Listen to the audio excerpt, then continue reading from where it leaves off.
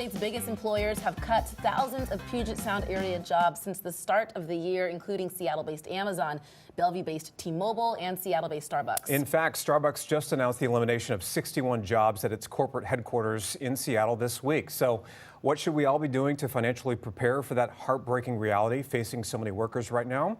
Joining us in studio live this morning is financial advisor Adam Powell. He's with the Private Advisory Group.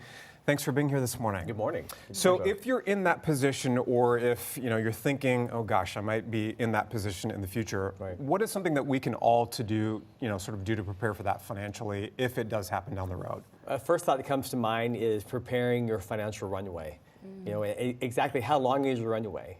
We are generally told to have money set aside for 3 to 6 months if we were to lose our jobs, and that's really important now. I would think if you're in the tech sector, you may want to go towards the longer end of that, 6 to 9 months, because those that are laid off finding jobs in the same industry is getting more difficult. Yeah.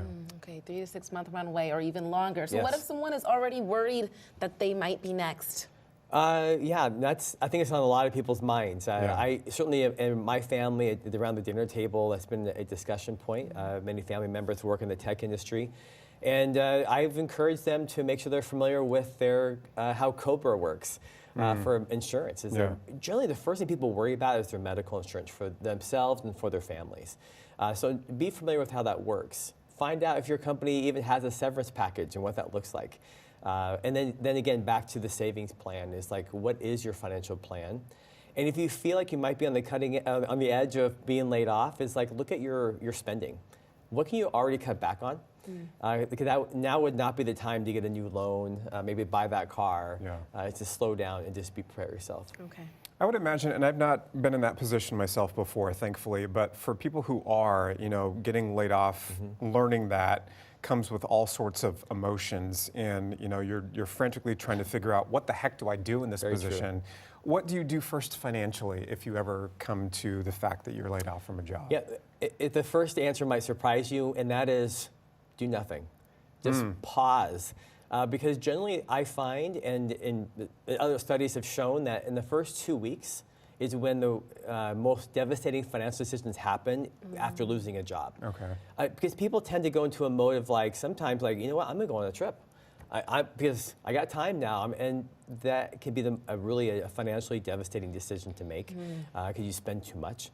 Other people take their 401k from their work and they end up cashing it out or making investment decisions that have huge tax consequences. So really, take a breath. Slow down. Okay. Find an Adam Powell, right? Find somebody just to bounce ideas off of. Maybe not so much even to hire me, but just let's have a conversation and just take a beat, and slow down a little bit. Don't go wild with the free time. Right. Okay, so let's talk about savings, short-term savings specifically. Where should viewers keep their emergency funds, maybe? Yeah, actually, it's a great time for those that have cash. For savings opportunities. One that comes to mind are high-yield savings accounts. Those right now are paying a good interest rate, far better than the bank. I don't want to put too much, talk down about banks too much. We need them. But banks, we fall into an inertia of putting our money there when we're younger, maybe in college, and we have this bank account, and we think that's where we should just keep our money. Those rates are extremely low. Let's just say you have $10,000 or $20,000, you're leaving anywhere from $400 to $800 of interest, free money, I call it, on the table every year by not having a high-yield savings account. So that'd be my first recommendation, is to move your money there. U.S. Treasuries are paying really well. They really are quite competitive. And then another thing is I bonds. What is that? The I stands for inflation, so inflationary bonds. And they're backed up by the government. And inflation just went up. I'm not sure if you guys talked about it here recently, but the CPI index just came out, and it just went up to 4.26%. Wow. So that's really good for those who have cash and want to save. Not so much good when you go out to buy eggs and milk. Right. No. When you're talking about savings, and we're just talking about where you put some of your money when you're trying to save, what's the biggest mistake that people make, would you say? I would say that I mentioned earlier, they fall into leaving it at a bank.